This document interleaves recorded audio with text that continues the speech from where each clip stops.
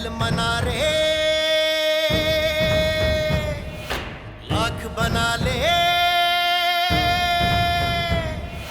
महल मना रे, लाख बना ले, दिल न बसा तो क्या। इश्क दा बंदिया पढ़ ले बल्ला, इश्क खुदा तेरा।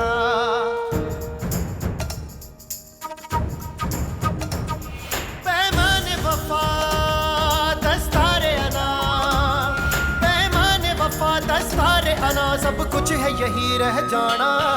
चित बना दे, ईद करा दे, यार मिला साया। रांझण मेरा, माही मेरा, ढोल मिला साया।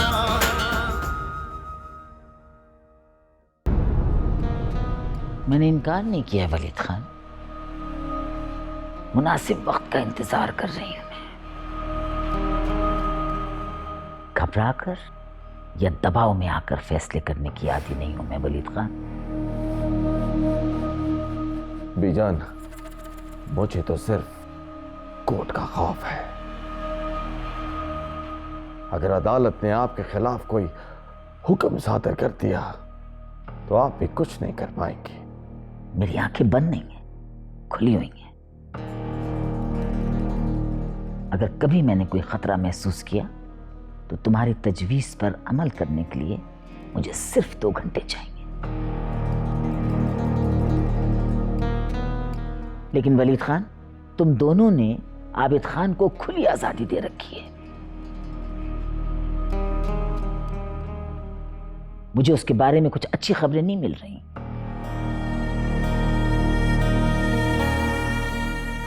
अब क्या किया उसने बीजान? सारा दिन तो वो फैक्ट्री में ही होता है। उसने मुनज़्ज़ा को मेरी इजाजत के बगैर सेक्रेटरी बनाया और फिर कई जगह वो उसके साथ घूमता फिरता दिखाई दे रहा है। गलती हो गई उससे बीजान, हटा दिया है उसने मुनज़्ज़ा को। अब वो फैक्ट्री में नहीं आएगी। वलीद खान, चोर चोरी से जाता है, हेरा फेरी से नहीं।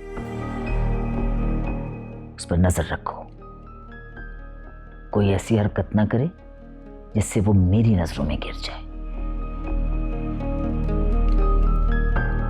अगर मानूर को उसकी ये हरकत पता चल गई तो बहुत बुरा होगा वलीद खान। आप फिक्र ना करें बीजान, मैं उसे अपने तरीके से समझा दूंगा। मैं मानूर के कानों में निकाह की बात डाल दूंगी ताकि वो ज़हनी तौर पर तैयार रहे। बहुत अच्छा सोच रही हैं आप बीजान।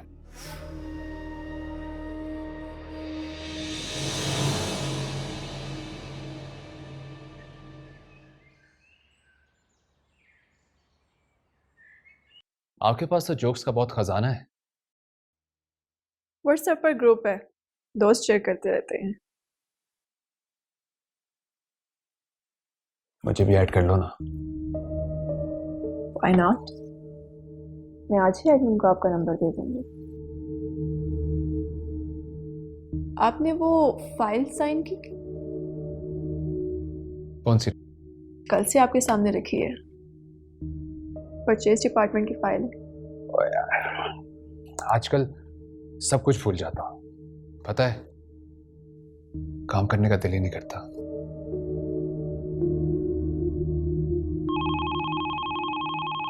सर मैं देखती हूँ, आप साइन कर दें। यस, आप इससे बात करवाएं। Name please. मुनज़्ज़ा बात कर रही है। सर किसी मुनज़्ज़ा की कॉल है।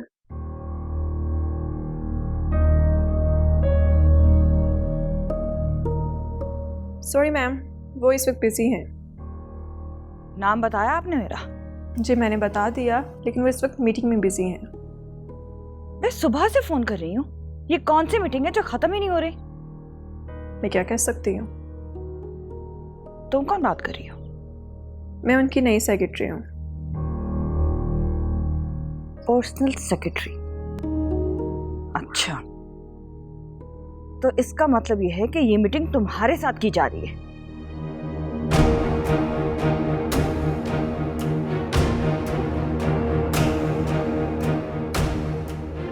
ये कौन स्टूपिड लड़की है?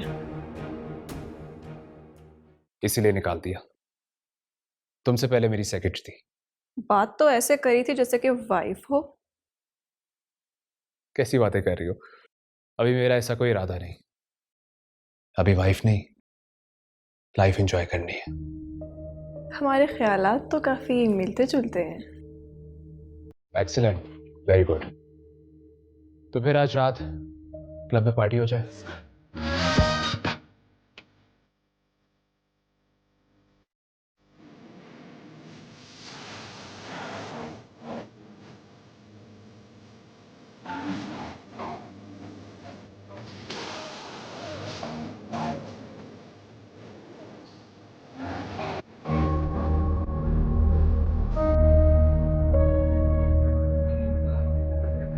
Excuse me.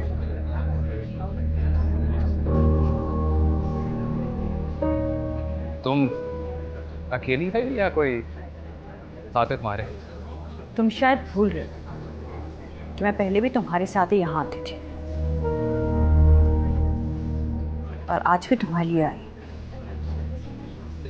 मुझे तुमसे बात करनी है। ऐसी क्या बात थी? तुम फोन भी कर सकती। यहाँ पे क्यों आए? किया था फोन, लेकिन तुम उठाते ही कहाँ आजकल। मैसेज भी दिया था, लेकिन शायद तुम्हें मिला नहीं। क्या है ना, आजकल फैक्ट्री में बहुत काम होते हैं। नौशीन फैक्ट्री में बहुत बिजी होती है और उसके पास टाइम नहीं होता बात करने का। हाँ, वो तो नजर आ ही रहा है कि कितना काम हो रहा है फैक्ट्री में।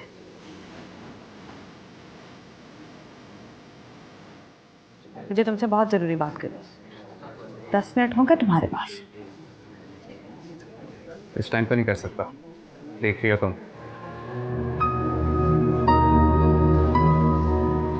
फोन कर लेना, बल्कि मंडे को लंच करते हैं। क्या कहती हो तुम? ठीक, लेकिन मुझे तुमसे अकेले में बात करनी है। डोंट वरी, मैं थोड़ा बिजी हूँ।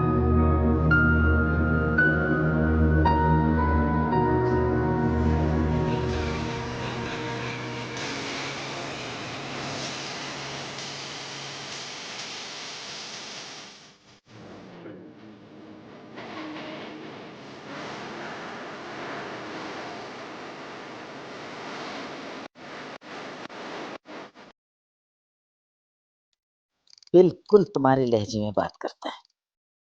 भतीजा है ना तुम्हारा। बताओ, अब वो मुझे बता रहा है कि क्या करना है, और ये सब कुछ हमें उस बदसात औरत की वजह से देखना पड़ा। क्या करें, मजबूरी। वकील भी तो यही कह रहा था ना, याद है ना तुम्हें? बैरिस्टर ने भी तो यही मशवरा दिया था ना कि मानूर का निकाह कर दिया जाए। और कोई रास्ता नहीं है ना मुजफ्फर खान, क्या करें?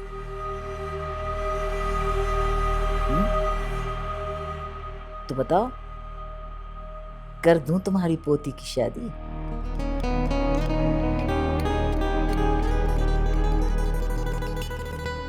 हाँ, सच कह रहे हो, राजी तो मैं भी नहीं। मुझे भी दिल से पसंद नहीं है वो लड़का। क्या करें, मैं दिल से नहीं दिमाग से फैसले करती हूँ मुजफ्फर खान।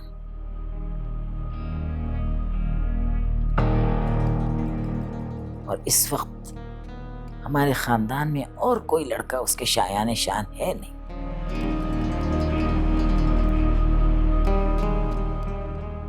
आपने बुलाया अम्मा जान? हाँ, आओ आओ, बैठो मेरे पास आकर।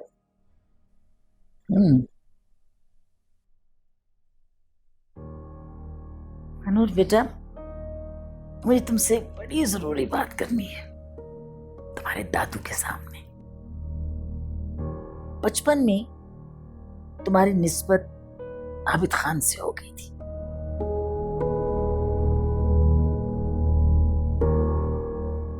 अब वो कुछ हालात और कुछ मजबूरियां ऐसी हो रही हैं कि हमें तुम्हारा निकाह फौरी तौर पर उनसे करना होगा। नहीं, रसूमात और रुखसती हम बाद में करेंगे, अभी नहीं।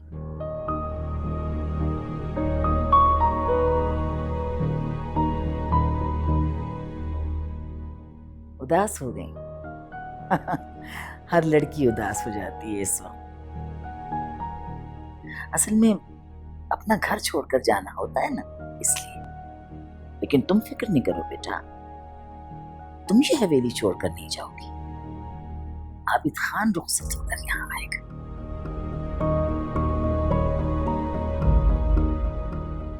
मुझे उम्मीद है कि तुम्हें मेरे फैसले से कोई इनकार नहीं। अम्मा जानी, मुझे सोचने के लिए थोड़ा वक्त चाहिए। क्यों? इसमें ऐसी क्या बात है कि तुम्हें सोचने के लिए वक्त चाहिए? मुझे आपके फैसले पर कोई एतराज नहीं है, सोचने के लिए थोड़ा वक्त मांग रही हूँ। कुछ उलझन है, उसे दूर करना है। क्या आप मेरी इतनी सी ख्वाहिश पूरी नहीं करेंगी? अच्छा, ठीक है। तुम्हारी कुछ उलझने, कुछ शुकूक और शुबहात हैं, तो वो दूर कर लो, ले लो वक्त। लेकिन एक बात मैं बताऊं, बहुत ज्यादा वक्त नहीं है मेरे पास। महल मना रहे, बहुत शुक्रिया। लाख बना ले,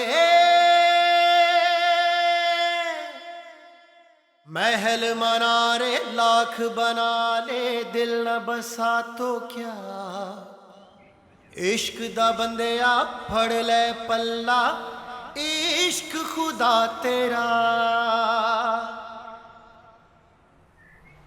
अदील,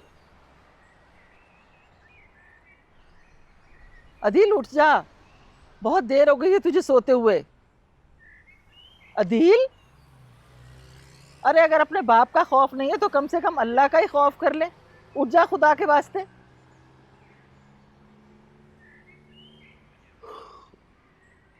उठ गया मम्मा, अब आप जाएं। ना बाबा, तू मेरे बस का नहीं है, तुझे तो तेरी बीवी ही ठीक करेगी आके।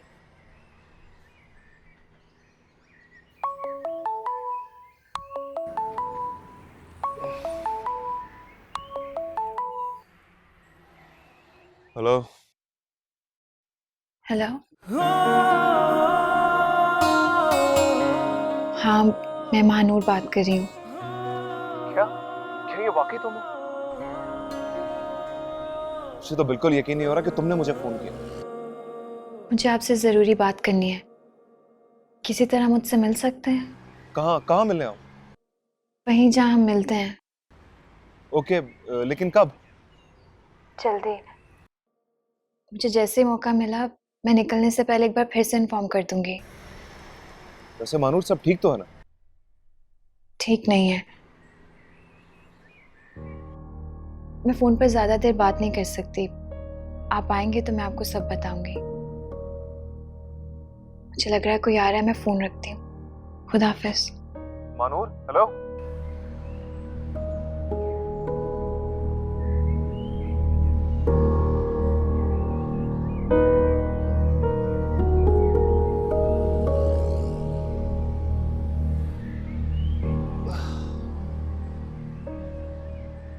अम्मा, मैं उठ गया हूं।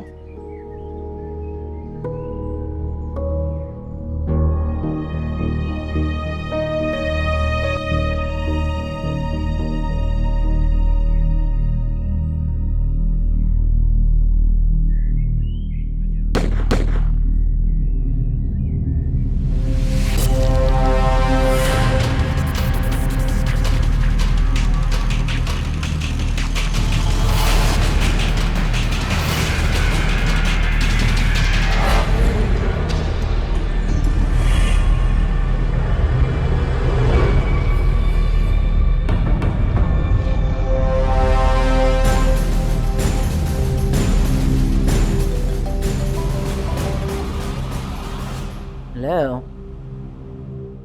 मालकिन, हाँ, आपका काम हो गया। Good, very good, okay.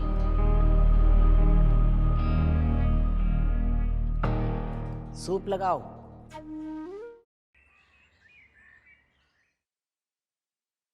तुमने सिर्फ खुद को नहीं, मुझे भी बहुत बड़ी मुसीबत में डाल दिया है। तुम्हें पता है वो कितने अहम गवाह थे?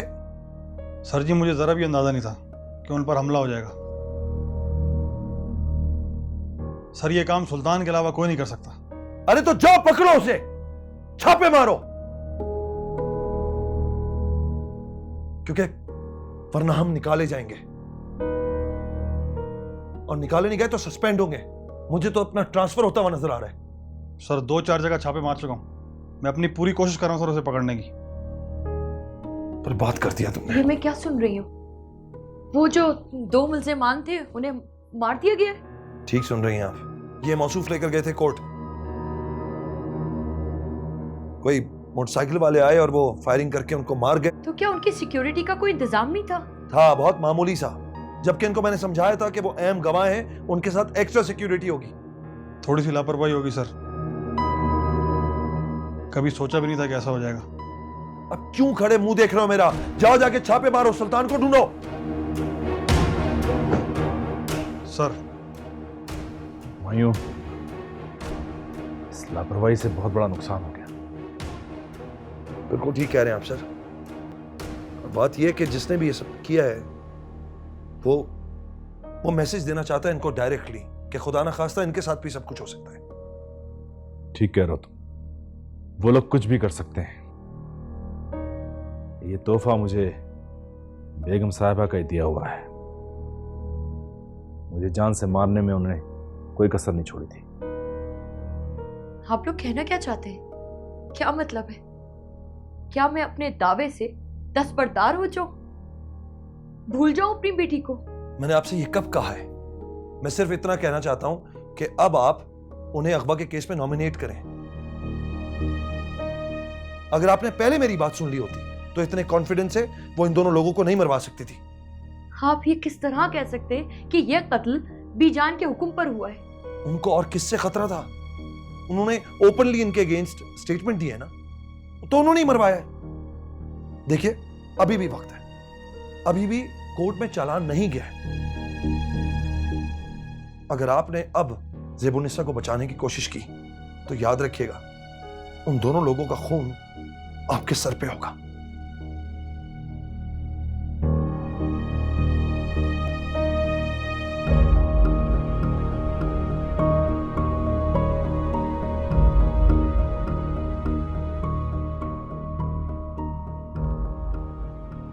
ठीक है, मैं अपना बयान दोबारा रिकॉर्ड करवा देती हूँ।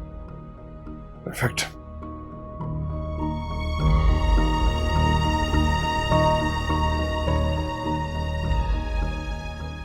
तो आप ही बताएं, कितनी सैलरी इंक्रीज होनी चाहिए? डबल तो होनी चाहिए।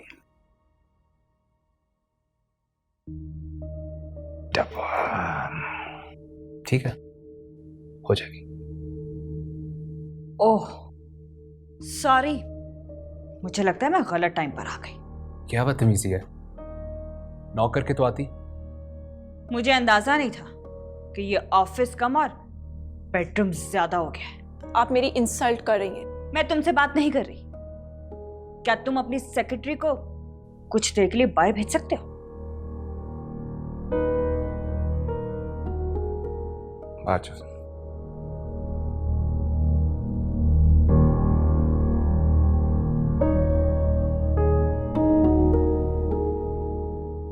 तुम्हें बताकर तो आना चाहिए था।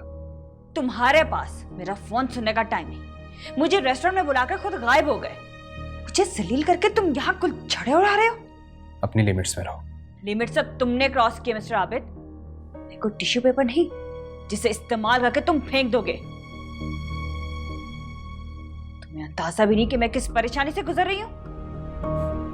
तुम्हें हो क्या गया मनसा? को उस दिन मुझे मीटिंग पे जाना पड़ गया था। मैं टाइम निकालता हूँ, 1-2 दिन बाद बैठते हैं, और बात करते। मुझे तुम्हारी किसी बात पर कोई भरोसा नहीं है। फैक्ट्री छोड़ने के बाद तुमने मुझे पलट के पूछा तक नहीं।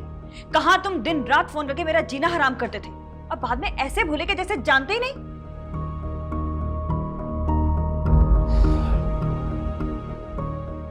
I am sorry.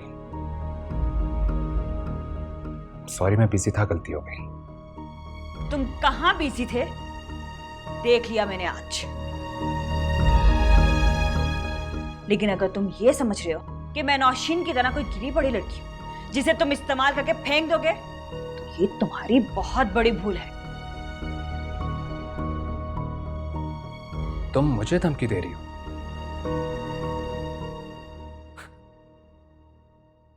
मैं कौन हूं? आबिद खान, इस पूरी फैक्ट्री का मालिक, और तुम्हें नौकरी भी मैंने दी थी।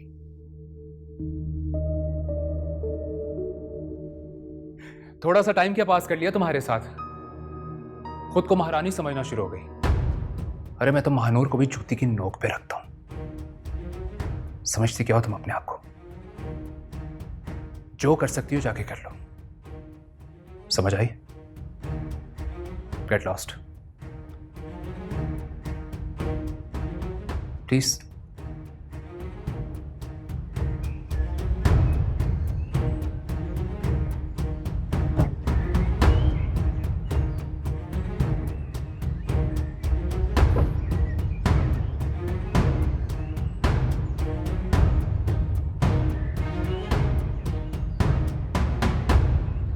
कुल बाबा, आप यहीं रुकें, मैं कुछ देर अकेले रहना चाहती हूँ। क्या कह रही हैं छोटी मलकन आप? हालात ठीक नहीं है और फिर बड़ी मालिकन ने। मैं जानती हूँ कि आप मुझे अकेले क्यों नहीं जाने दे रहे। आपको खतरा है ना कि कहीं मैं आदिल से ना मिलूं। कैसी बातें कर रही हैं आप छोटी मलकन? अगर आप ऐसा समझ रहे हैं तो बिल्कुल ठीक समझ रहे हैं।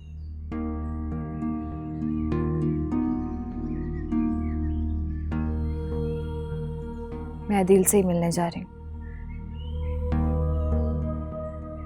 छोटी मलकन। कुल बाबा प्लीज, आप यहीं रुककर मेरा इंतजार करें, मैं अभी वापस आती हूँ। जो हुक्म मलकन।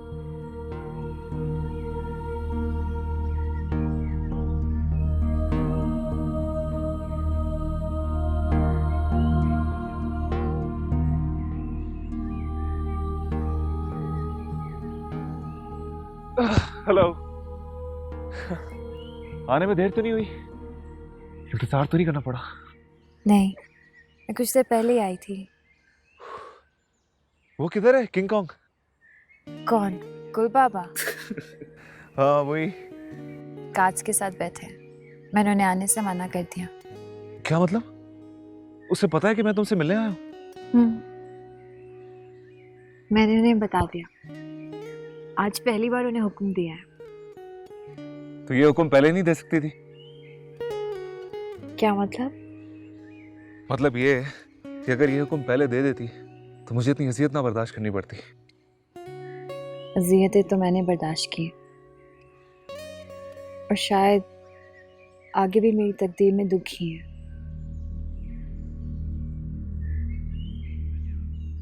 क्या हुआ मानूर, तुम ऐसे क्यों कह रही हो? अम्मा जानी मेरा निकाह आबिद खान से करना चाह रही है। कह रही थी कुछ कानूनी मसाइल हैं। कैसे मसाइल? मैं नहीं जानती, लेकिन आजकल हवेली में वकील आ रहे हैं। अम्मा जानी भी बहुत परेशान थी।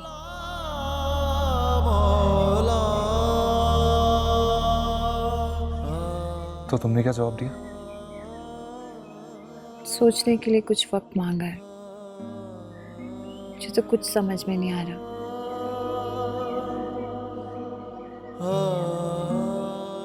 आबिद खान के साथ पूरी जिंदगी तो क्या, मैं कुछ लम्हे नहीं गुजार सकती। तो बता दो अम्मा जानी, इनकार कर दो शादी से।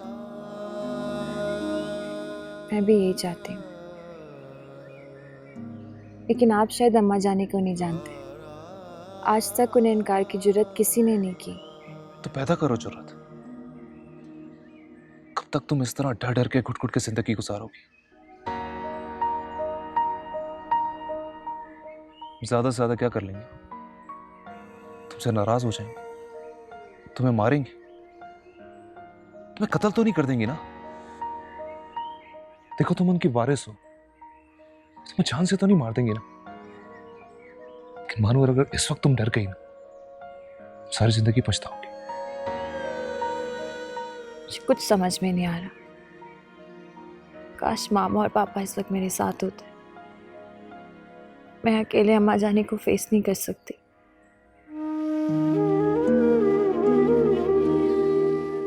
उन्होंने मुझे बहुत अज़ियतें दी। मैं अच्छी तरह से जानती हूँ कि अम्मा जानी कभी भी मेरे इनकार को बर्दाश्त नहीं कर सकेंगी। बहुत पत्थर दिल है। तो मैं हूं ना मान, अगर जरूरत पड़ी तो मैं हवेली आकर तुम्हें इन सबसे छुड़ा कर ले जाऊंगा। भरोसा रखो मुझ पर, तुम मत करो, इनकार कर दो शादी से।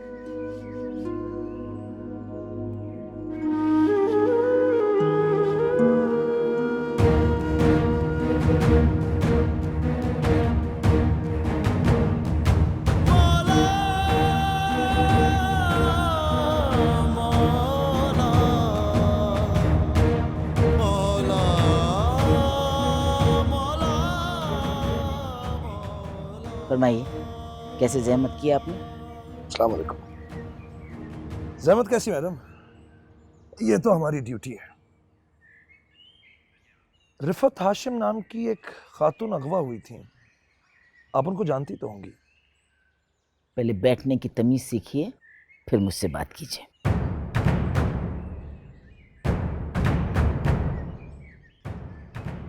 आई एम सॉरी मैडम, मैं भूल गया था कि मैं तो आपके सामने बैठा हूं। रिफत हाशिम को तो हमने बाजियाब कर लिया और साथ में वो जो किडनैपर्स थे उन्हें भी पकड़ लिया हमने। अच्छा, तो ये सब कुछ आप मुझे क्यों बता रहे हैं? कुछ दिन पहले उन दोनों किडनैपर्स को अदालत के सामने कुछ नामालूम अफराद कत्ल करके चले गए। ओह, तो इन सब बातों का मुझसे क्या ताल्लुक है? ये आप मुझे क्यों सुना रहे हैं? क्योंकि मगविया ने अपने बयान में ये कहा है कि उन्हें शक है कि उन्हें अगवा आपके कहने पर किया गया है। तो कोई भी ऐरा गैरा उठकर मुझ पर इल्जाम लगा देगा और कोई भी ऐरा गैरा आकर मुझ पर तफ्तीश शुरू कर देगा। मैडम, वो कोई ऐरी गैरी नहीं है, आपकी बहू है। उन्होंने अपने बच्ची को हासिल करने के लिए आपके ऊपर केस भी किया हुआ है और उन्होंने अपने बयान में ये भी कहा है कि उन्हें अगवा इसलिए किया गया था कि उन्हें प्रेशराइज किया जाए और फिर वो दोनों जो गवाह थे उन्हें भी दिन दहाड़े मार दिया गया। एएसपी साहब, आप मुझ पर झूठा इल्जाम लगा रहे हैं। मैडम, मैं इल्जाम नहीं लगा रहा हूं, मैं तो सिर्फ इन्वेस्टिगेट कर रहा हूं। आप किसी सुल्तान नामी शख्स को जानती हैं? देखिए, मैं आपकी किसी बात का जवाब देना पसंद नहीं करती हूँ। आपने जो पूछना है, जो बात करनी है, जाकर मेरे लॉयर से बात कीजिए। मैडम, इतना बताता चलूं आपको कि ये कोई आम केस नहीं है। इसमें 2 अफराद कत्ल हो चुके हैं और 1 अगवा। अमूमन इस तरह के केसेस में हमारे पास अथॉरिटी होती है कि हम अरेस्ट करके इन्वेस्टिगेट करें। आप एक मुअज़्ज़ज़ खातून हैं, मैं आपके साथ ये सब कुछ करना नहीं चाहता, लिहाजा आई होप कि आप पुलिस डिपार्टमेंट के साथ कोऑपरेट करेंगे। तो आपको मुझे गिरफ्तार करने का शौक है, जरूर अपना ये शौक पूरा कीजिए। वारंट है आपके पास?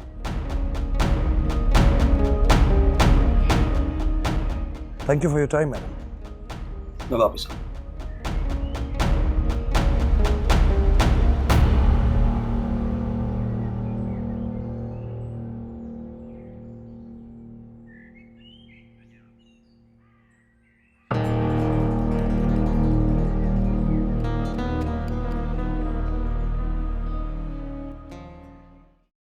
ये किस तरह की बातें कर रही हो तुम?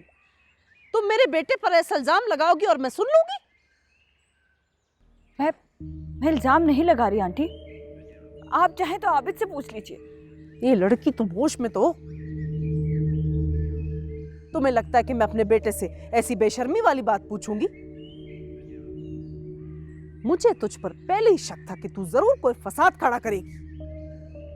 ये तुम जैसी लड़कियां होती हैं जो दौलतमंद लड़कों को घेरती हैं, उसके बाद ऐसे चक्कर चलाती हैं। आंटी तमीज से बात करो लड़की, अभी तुम जानती नहीं हो कि तुम बात किससे कर रही हो। आबिद का बाप भी है ना, मुझसे बात करने से पहले 100 मर्तबा सोच कर बात करता है कि मैं किससे क्या बोलने जा रहा हूं। और रहा सवाल आबिद का, तो ठीक है, वो अल्ले गुल्ले का शौकीन है, थोड़ी बहुत मौज मस्ती कर लेता है, लेकिन किसी लड़की के साथ ऐसी हरकत करने का वो सोच भी नहीं सकता। और खानदान की लड़की, तौबा, ऐसा वो कभी भी नहीं कर सकता। उसने ऐसा ही किया आंटी, धोखा दिया उसने मुझे। पहले नौकरी का लालच दिया, फिर शादी का। और तुमने लालच में आकर अपना सब कुछ लुटा दिया। अगर ऐसी बात थी तो अब शोर क्यों मचा रही हो? कसूर सबसे बड़ा तुम्हारा अपना है, तुम क्यों आई उसकी बातों में? असल बात तो ये है कि तुमने जानबूझकर हमें ब्लैकमेल करने के लिए सब कुछ किया है।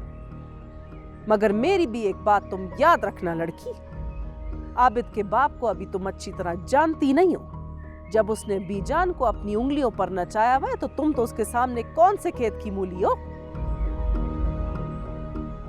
तुम्हें कब काट कर फेंक देगा तुम्हें पता भी नहीं लगेगा। मैं मानती हूँ आंटी कि मुझसे गलती हुई, लेकिन मैं आपके पास इंसाफ के लिए आई। आप भी तो एक औरत है, मेरा दुख समझ सकती है। तुमने अपनी खुशी से गलती की है ना, तो सजा भी अब तुम खुद भुगतो। और बेहतर यही है कि आबिद को तुम अपने दिमाग से निकाल दो। जो कुछ भी हुआ है उसे भूल जाओ। आंटी, मैं आपके पास बहुत उम्मीद लेकर आई थी, लेकिन आप भी आबिद की तरह संगदिल और खुदगर्ज से निकली। मैं बार बार तुमसे यही कह रही हूँ कि अपनी जबान पर काबू रखो लड़की, और बेहतर है कि शराफत के साथ यहाँ से चली जाओ, वरना ये ना हो कि मैं अपने घर से तुम्हें धक्के देकर निकलवाऊं। शुक्रिया आंटी, मुझे उम्मीद तो नहीं थी कि आप मेरा साथ देंगी, लेकिन फिर भी मैं आपके पास आई, सब कुछ आपको सच सच बता दिया। आप यकीन करें या ना करें, यह आपकी मर्जी, लेकिन जिस तरह से आबिद ने मेरी जिंदगी में जहर घोला है, उसकी जिंदगी भी भयानक ख्वाब बन जाएगी।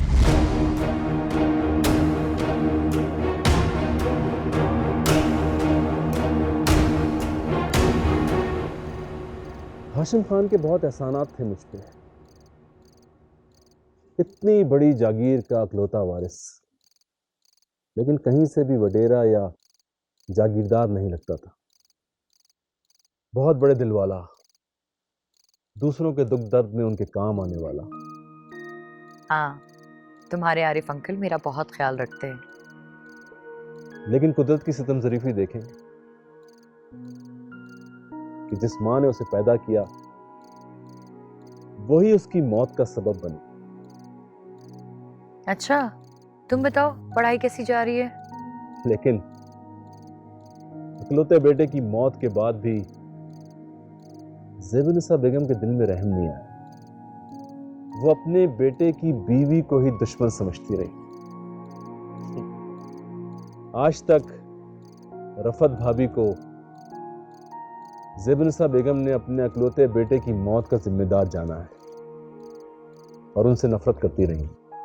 हाँ बेटा, मैं आपकी दादी से मिलने गई थी।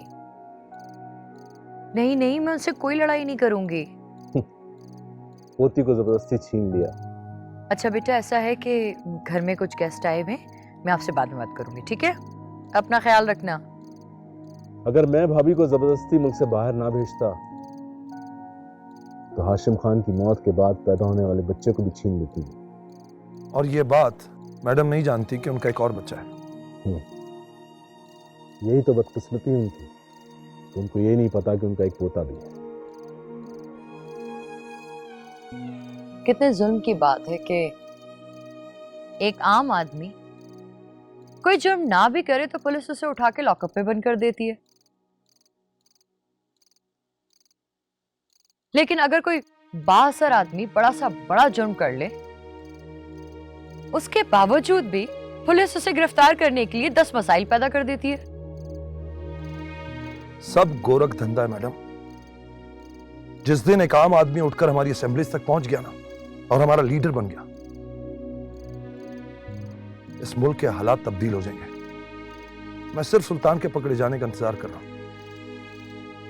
जिस दिन उसे पकड़ लिया, आपकी मैडम हवालात के अंदर होगी।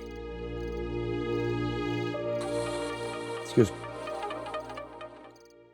हेलो सर, अस्सलाम वालेकुम।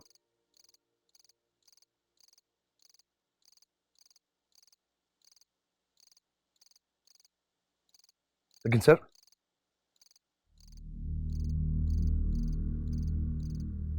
ओके सर, जी जी मैं समझ गया। Good night. क्या हुआ, खैरियत?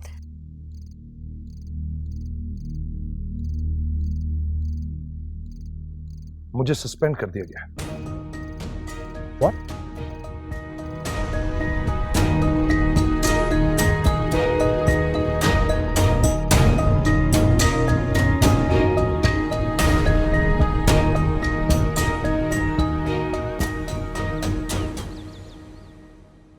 अभी तुम्हारे दादू से मैं यही जिक्र कर रही थी बेटी कि मेरी बेटी की शादी इतने धूमधाम से होगी, इतनी धूमधाम से होगी कि आने वाली कई नस्लें उसको याद रखेंगी। तुमने कुछ वक्त मांगा था ना मुझसे, है बेटा? तुम्हारी उलझने उम्मीद है कि सब दूर हो गई होंगी। जी, मेरी सारी उलझने दूर हो गई। Good, very good. मुझे उम्मीद है कि तुमने मेरे फैसले को कबूल कर लिया होगा।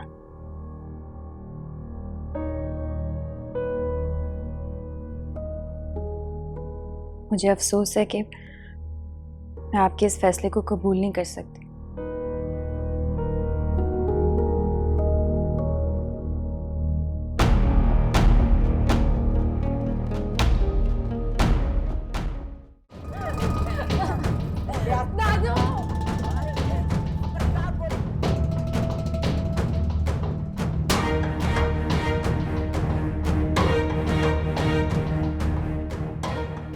इंसल्ट, तूने वही किया जिसका मुझे डर था।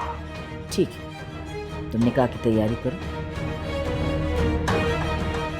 मैं 1-2 रोज में तुम्हें तारीख बताती हूँ कि कौन सी दी जाए। वाह, क्या बात है आपकी बीजान, बहुत बहुत शुक्रिया।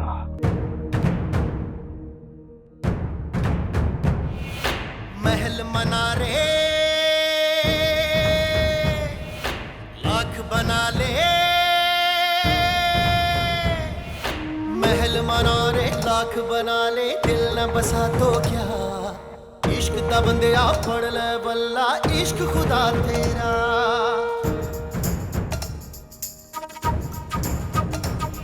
पैमाने वफा दस्तारे अना, पैमाने वफा दस्तारे अना, सब कुछ है यही रह जाना। जिंद बना दे, ईद करा दे।